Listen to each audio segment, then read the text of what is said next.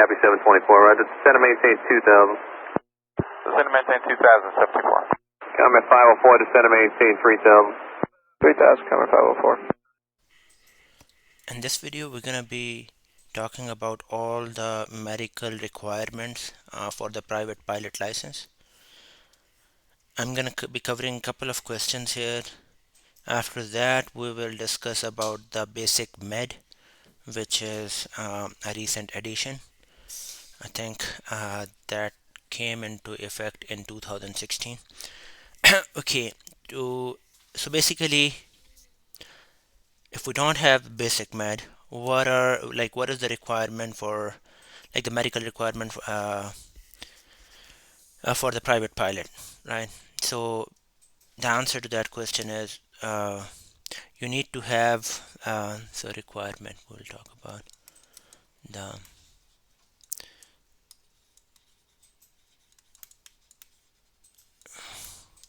basically we're talking about the medical certificate. Okay, so basically you need to have the third class medical certificate.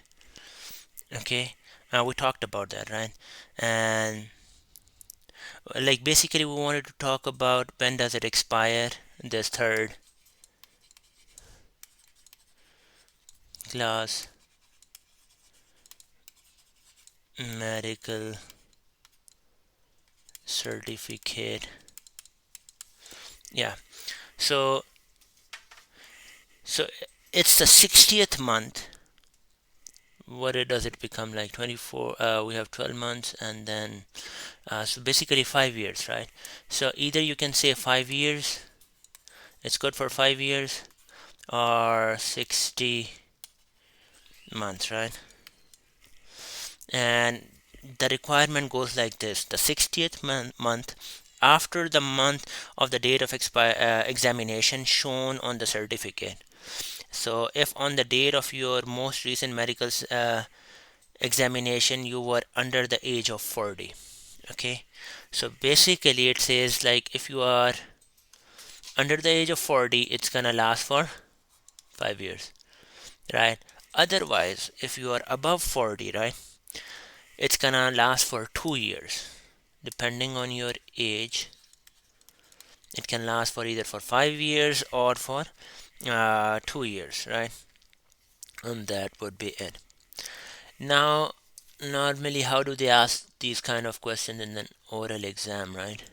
So they would put some scenarios, like they would say something like spring has arrived and like the weather looks great and you are decided to rent a plane, but like let's say you are allergic, like you have allergies, and that's giving you a problem, but like you have the medical certificate, can you still go to fly, right?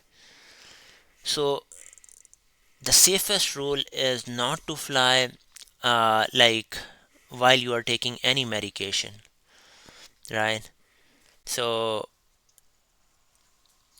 so like you can go into the details that, but like, so if there is any doubt regarding the effects of any medication, you need to consult an aviation medical examiner before flying. That's basically the safest answer. So we did talk about the scenarios. Okay, the last thing, and this is like a little bit nerdy, like if they ask you, or if you want to know, if you're interested in knowing like where you can find the list of all the medical conditions that may disqualify you from obtaining a medical certificate.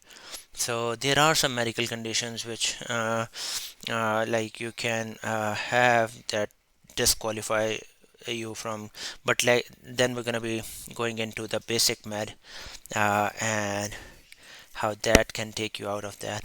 So that basically is the answer to that question, like where can you find all the all the conditions which can disqualify you is 14 CFR and part 67. This is a famous one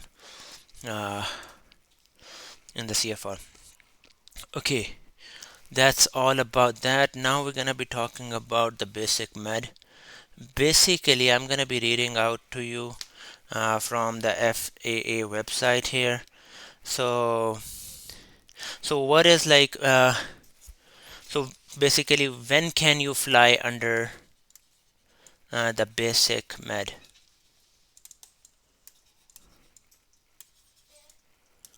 Right.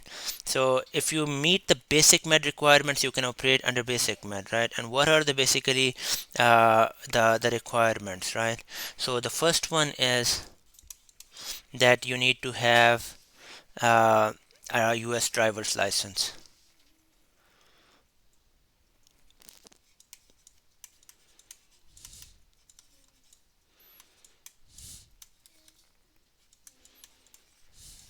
Okay.